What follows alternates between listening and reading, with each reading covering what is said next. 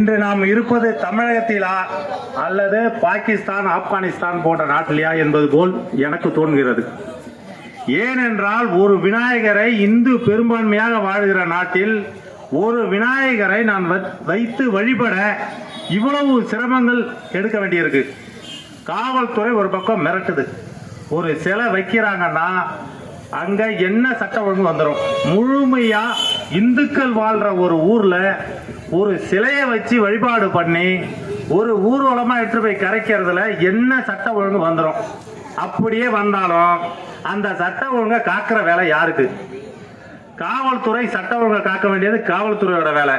சட்ட ஒழுங்கு யாரால வரும்? யாரால வரும்னு தெரிஞ்சு அவங்கள முன்கூட்டியே கைது பண்ண வேண்டியதானே. அதெல்லாம் விட்டுட்டு சிலை வைக்கிறவனை இரவு பகல் தூங்க விடாம மன உடைச்சலுக்கு ஆளாக்கி இருக்கீங்க. இந்த மாவட்டத்தில், தமிழகத்திலேயே அரியலூர் மாவட்டத்தில் தான் ஒவ்வொரு சிலைக்கும் அதிக நெருக்கடிகளை சந்திச்சிருக்கு. இல்லைன்னா 200 சிலைகளுக்கு மேற்பட்ட சிலைகள் அரியலூர் மாவட்டத்தில் இந்த ஆண்டு வைக்கப்படணும். அதை படிப்படியாக குறைச்சி மிரட்டி வழக்கு பாயம்னு சொல்லி அவங்களை அச்சுறுத்துறது தான் இந்த சிலை இவ்வளவு தூரம் குறைஞ்சதுக்கு காரணம். நீங்க அச்சுறுத்துறதால இந்து முன்னணிக்கார ஏதோ பயந்து சிலை வைக்கிறதே விட்டுருவான் அப்படின்னு நீங்க நினைச்சீங்கன்னா இது தவறு. நீங்க எங்களை தடுக்க தான் மீண்டும் மீண்டும் சிலைகள் அதிகமாகும். மீண்டும் மீண்டும் நாங்க இதை விட சிறப்பாக செஞ்சுக்கிட்டு இருப்போம். அதனால இந்த காவல்துறை மேல இருக்கவங்க சொல்றாங்கன்னு சொல்லிட்டு இந்த சிலைகளை தடுக்கிற வழியை இந்த வருடத்தோட விட்டுருங்க. அடுத்த வருடம் எங்களோட இந்த ஊர்வலம் இன்னும் பல மடங்கு மேலதான் இருக்க போகுது. நீங்க அதை பார்க்க தான் போறீங்க. நீங்க தடுக்கிறபடி தடுத்தாலும் நாங்க நடத்துறபடி நடத்திக்கிட்டு தான் இருப்போம், இதை விட சிறப்பா.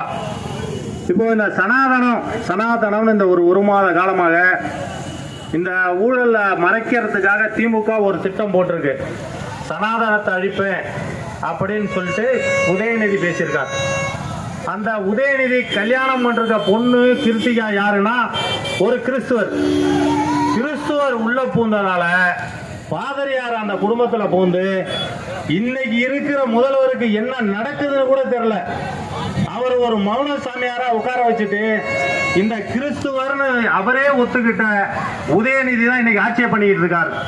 அந்த உதயநிதி இன்னைக்கு இந்த விநாயகரை பார்த்து ஏன் பயப்படணும்?